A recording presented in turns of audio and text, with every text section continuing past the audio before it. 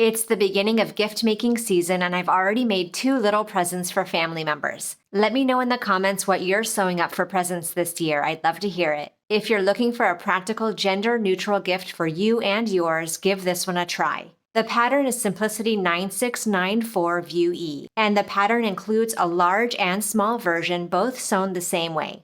I've sewn the large size today, first using a plaid wool for the outer and a rayon for the inner. And today for this video, I upcycled a pair of cargo shorts for the outer as well as a jersey top for the inner. Both provided a nice amount of structure for this pattern. I'm using a slider and a buckle for a 1-inch strap, and I'm using self fabric instead of traditional webbing for the strap. For the outer and inner zippers, I used whatever lengths I had on hand, and then lengthened or shortened accordingly. I'll show in the video how I added length to the main zipper.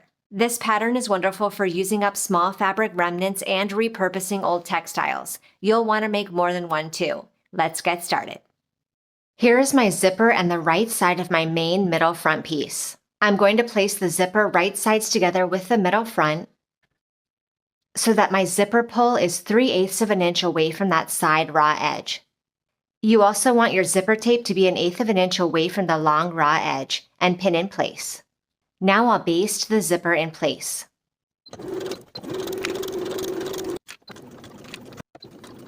Now I'll place my middle front lining piece right sides together with the middle front main with the zipper sandwiched in between. And pin along that same stitched area. Sew with a 1/4 inch seam allowance.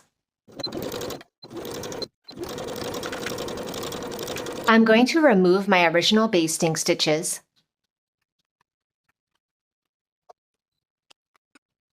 Then I'll fold my main and lining fabric away from the zipper and give those seams a good press. And I'm choosing to top stitch, edge stitching close to the seam on the main fabric side. Now I'll place the opposite side of the zipper tape right sides together with the main lower front piece. Making sure once again that the zipper pull is 3/8 of an inch away from that side raw edge, and pinning the tape in place 1/8 of an inch away from the long edge.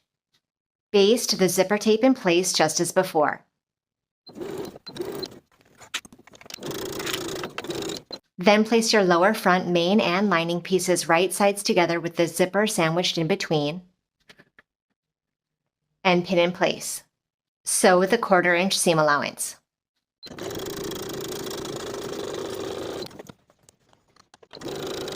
Then I'll remove those first basting stitches and press the lower front main and lower front lining away from the zipper. Once again, I'm going to top stitch, edge stitching close to the seam on the lower front side.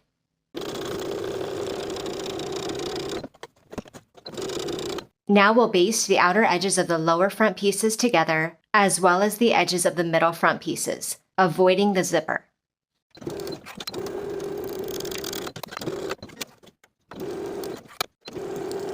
Pin the wrong side of the front pocket to the right side of the lower front pocket piece, so that the lining fabrics are right sides together.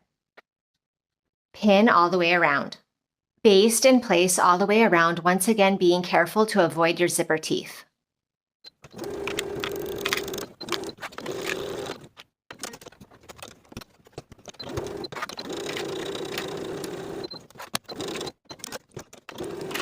Place your main side front pieces right sides together with the sides of the front piece, aligning the notches and pinning in place. Sew both seams with a 1/4 inch seam allowance using your hand wheel to sew those zipper sections so that you have more control of where your needle goes so you don't break a needle.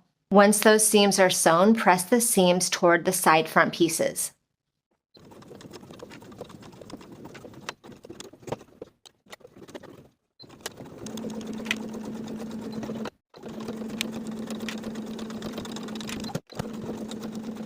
With those seams pressed toward the side front, we're going to edge stitch along those side front pieces close to the seam.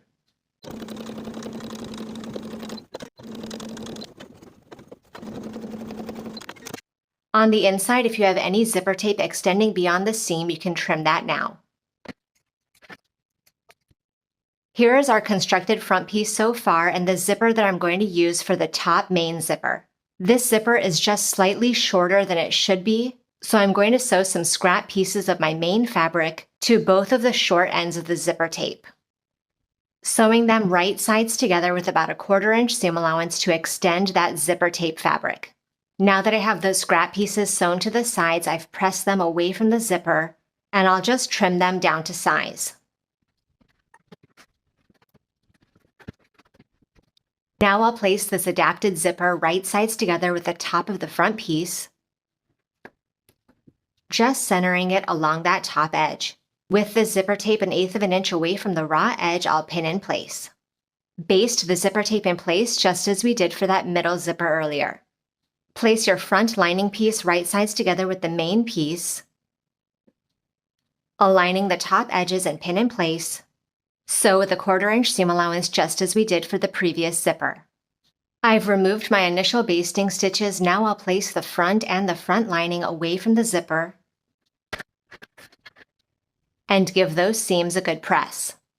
Then once again, I'm choosing to top stitch, edge stitching close to that top seam.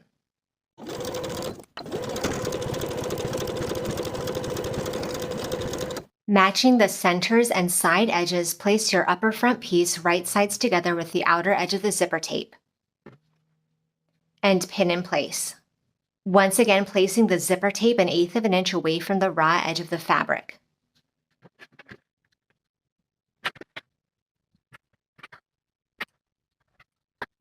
Then baste that upper front piece in place.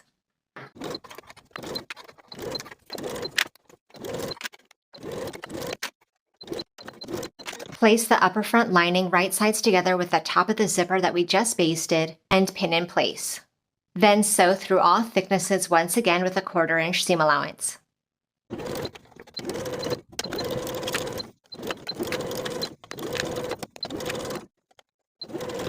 Now with the top, front, main, and lining pressed away from the top of the zipper, I'm going to top stitch once again, sewing close to that seam line. Then we'll baste the outer edges of the front and lower pieces all the way around.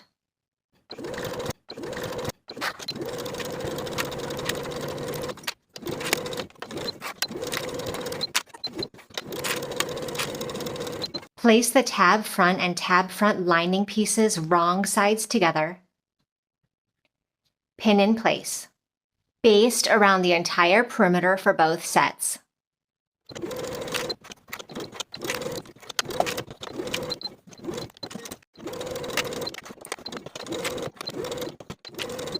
Now place those basted side front pieces right sides together with the front along the edges matching the notches and pin in place. Sew these seams with a 1/4 inch seam allowance.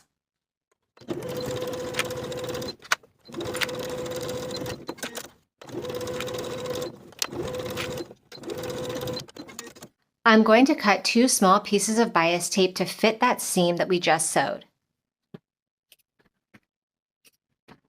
I'm using 1/2 inch single fold bias tape. I'll open out one of the folded edges of my bias tape and place it with the seam. I'm going to sew it in place so that as I sew in the pre-pressed crease of the bias tape, that crease is sitting at the 1/4 inch seam line.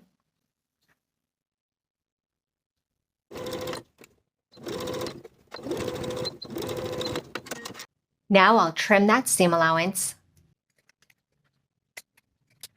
Now I'll open out that side front piece and flip my bias tape over this seam so that the opposite folded edge is sitting on top of the side front piece. From the front of the garment,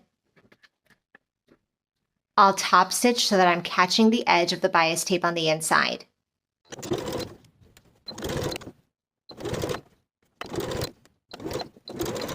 To prepare to sew the inner pocket, press the top of your back pocket piece to the wrong side by a 1/4 of an inch, as well as pressing the bottom of the upper back piece to the wrong side by a 1/4 of an inch as well. Place the main and upper pieces right sides together with the zipper. I'm going to place my zipper pull about 3/8 of an inch away from the raw edges just as we did for the main zippers earlier. I'll place that folded edge of each of these pieces about 1/8 of an inch away from the zipper teeth on both sides and pin in place. I'll edge stitch close to the folded edge of my fabrics on both sides of the zipper teeth.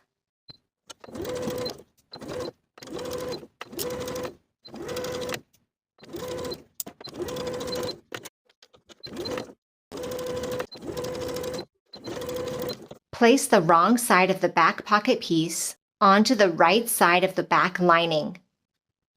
Pin in place all the way around, then we're going to baste the entire perimeter.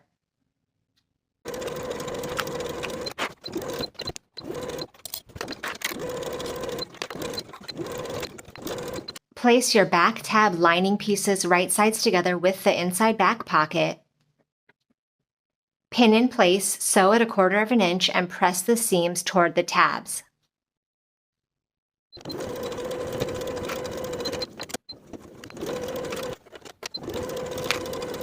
Attach your main back tab pieces to the main back piece in the same way, sewing at 1/4 inch and pressing those seams toward the tabs. Now place this inner pocket back piece wrong sides together with the main back piece. Pin the perimeter, then baste all the way around.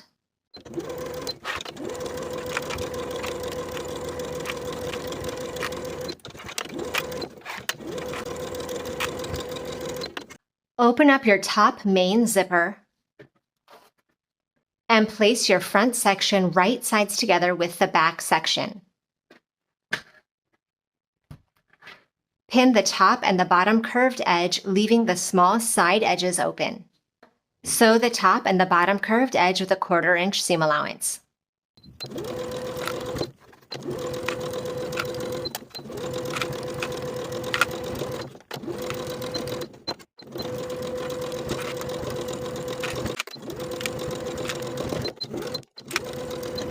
I'm going to use the 1/2 inch wide single fold bias tape to finish the top and bottom curved edges that we just sewed. First, I'll open out one of the folds of the bias tape, and placing the crease of that fold at the seam line, I'll pin in place all the way across the top. Then I'll sew from one side to the other inside the crease line.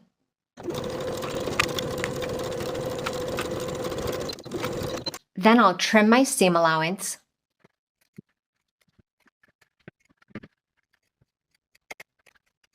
Now that it's trimmed, we'll fold the opposite folded edge of the bias tape over that top edge, pin in place across. Then we'll edge stitch close to the folded edge of the bias tape from one side to the other, making sure you're catching both edges as you go.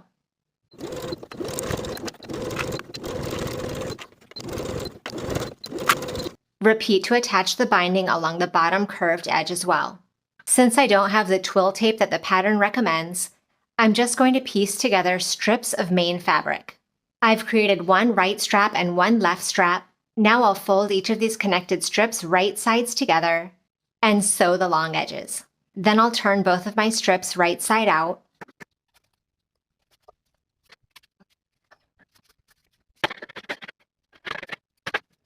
I've given them both a good press. Now I'm going to top stitch along both long edges for both straps, from one side all the way across to the other.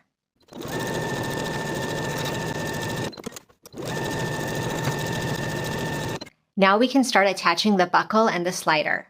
Now with the shorter of my two straps, and here is my buckle with the wrong side facing me. I'm going to lace the raw edge of the strap through the prong side of the buckle. With the wrong side of this buckle piece still facing me, and having laced the strap through about 2 inches, I'll fold the short edge back 1/2 inch and pin it to the other side of the strap. I'm going to top stitch twice, first edge stitching close to the fold I created on the wrong side of the strap, then edge stitching once again about 1/4 inch away from the fold.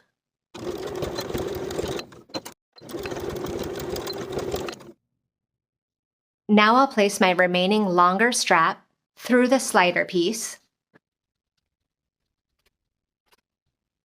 Then I'll lace the short end through the opposite side of my buckle. So the right side of my buckle is facing me, and the side of the strap that I laced through is underneath this top piece. And lace the short end once again through the bottom of the slider.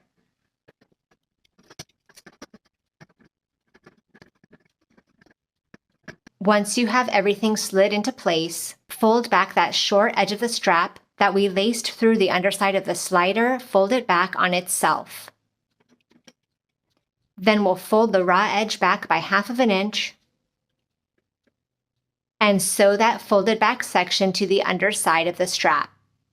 I'm going to do 2 rows of top stitching once again.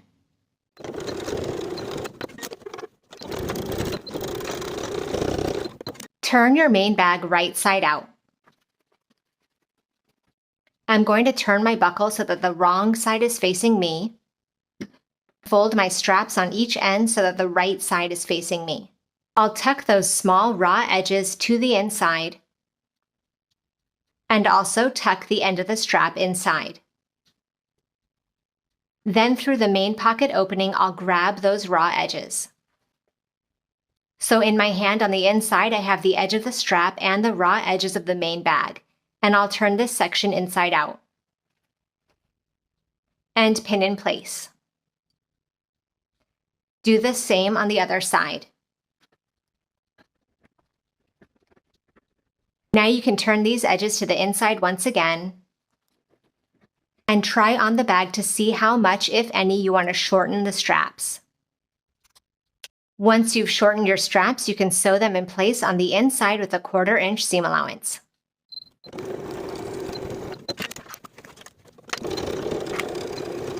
Now we'll use our bias binding to finish these inner short edges.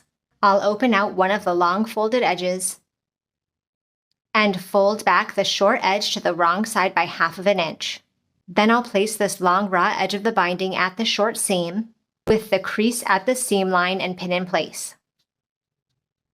I'll trim the binding a 1/2 inch longer than the seam so I can tuck that short edge to the wrong side by 1/2 inch on this side as well. Sew in the crease from top to bottom.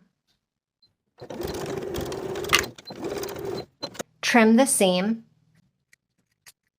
Fold the binding over the seam encasing the raw edges and pin in place.